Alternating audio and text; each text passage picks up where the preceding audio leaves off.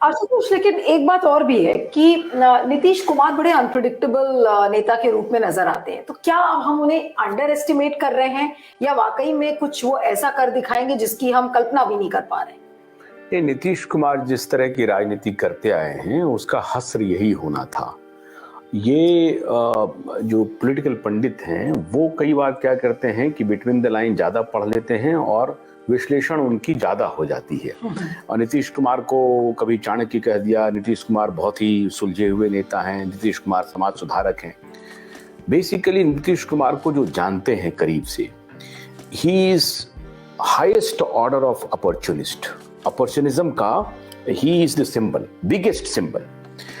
और वो अगर ऐसा नहीं, और ये जो उनके अपॉर्चुनिज्म की राजनीति का जो हश्र होना है वो नीतीश कुमार के रूप में होना है। इसलिए ये बहुत बड़ा सबक है पॉलिटिकल लीडर्स के लिए कि सामाजिक जीवन में या राजनीतिक जीवन में किस प्रकार का आपको व्यवहार करना चाहिए। यानी कि आप कह रहे हैं कि इनका और पतन अब होगा? हाँ, निश्चित रूप से होगा और ये अवश्यंभावी है जो उन्होंने किया है। आप देखिए, इस समाधान यात्रा पे जा रहे हैं, शब्द देखिए, किस चीज का समाधान करने के लिए जा रहे हैं। अगर समाधान यात्रा पर हैं तो दोनों मिल करके जाते, दोनों गठबंधन के नेता जाते। हैरानी होगी आपको, ऐसा पहली बार हुआ कि एक जगह उद्घाटन में दो दो फीते लगे, एक डिप्टी सीएम ने काटा, एक सीएम ने काटा। ऐसा कहीं देखा है आपने? बिहार में हो रहा है ये। और इस प्रकार का माने ठकुर सुहाती हो रही है, एक दूसरे को खुश करने की बातें हो रही हैं। इस प्रकार की राजनीति से वो देश के प्रधानमंत्री का भी वो सपना सजे हुए हैं। ये अकल्पनीय बात है। न तो पॉलिटिकल इक्वेशन उनके फेवर में है। 15-16 सांसद लेकर के अब वो आगे रहेंगे कि नहीं रहेंगे वो कहना मुश्किल है। तो इस तरह का इक्वेशन लेकर के वो सपना देख रहे हैं। और आज की पॉलिटिक्स 90s और 80s की पॉलिटिक्स नहीं है। ये उनका जाति जनगणना वाला भी जो कार्ड है वो फुस हो जाएगा। क्योंकि जाति जनगणना तब चलता था जब यहाँ राजीव गांधी हो जाते थे और यहाँ वाजपेयी जी हो जाते थे। अब यहाँ नरेंद्र मोदी जी हैं, तो नरेंद्र मोदी को जाति जनगणना का कार्ड से वो मात दे देंगे, इम्पॉसिबल है। एक और मैं आपको उदाहरण देता हूं कि महाराष्ट्र में अभी बहुत डेवलपमेंट हो रहा है। महाराष्ट्र से इनको खुराक मिलता रहता था। ये दौड़ करके कभी शरद पवार जी के पास चले जाते, ममता जी के पास ये नहीं जाते हैं क्योंकि इनको मालूम है कि ममता जी खुद एस्पिरेंट है प्रधानमंत्री की, तो वहां नहीं जाते हैं। इनको जो रिसाइट मिलता था थोड़ा बहुत, वो मिलता था आपको महाराष्ट्र से।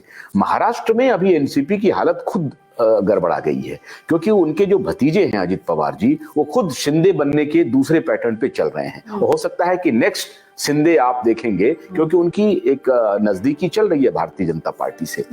मुझे ये हैरत हो रही है कि जनता दल यूनाइटेड वो कौन सी समाधान यात्रा पर निकल रहे हैं और यहाँ पे उनका गठबंधन बिल्कुल दरकता हुआ दिख रहा है।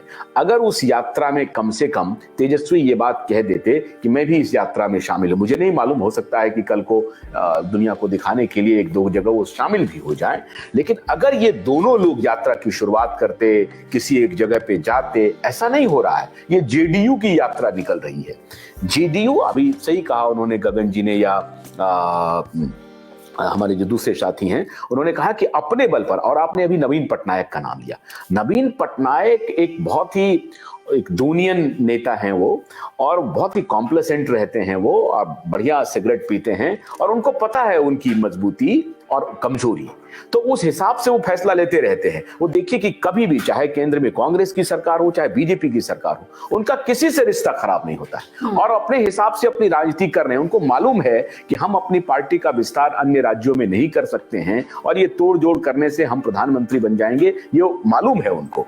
तो वो एक बहुत ही फोकस्ड पॉलिटिशियन है। केंद्र में जिनकी भी सत्ता रहती है वो एक केंद्र के साथ एक मुख्यमंत्री का जो रिश्ता होना चाहिए उस तरह से निर्वाह करते जा रहे हैं। मैंने शुरू से ही इक्वी डिस्टेंस की जो पॉलिसी है उन्होंने अपनाई है और बहुत फोकस्ड है वो, अपने हिसाब से चलते हैं। मतलब ये नहीं है, ये जो चारित्रिक दोष आ गया है, पॉलिटिकल चारित्रिक दोष के सिंबल हो गए हैं नीतीश कुमार, अपॉर्चुनिज्म के सिंबल हो गए हैं नीतीश कुमार। 4 बार इधर से उधर आप चले जाएं और उसके बाद समाधान यात्रा निकालें, किसको बेवकूफ बना रहे हैं नीतीश जी? तो नीतीश जी के लिए आत्ममंथन का दौर आ गया है। अब या तो इधर ही रहे तो टिक करके रहे। अब वो ठीक, अभी आपके पिछले शो में कोई कह रहे थे कि 2025 का वो लॉलीपॉप थमाए हुए हैं। अब ये समझ रहे हैं कि वो पॉलिटिकली ये मैच्योर है तेजस्वी। अरे तेजस्वी को पता है कि 2025 में क्या होगा, ये कौन इंतजार करेगा।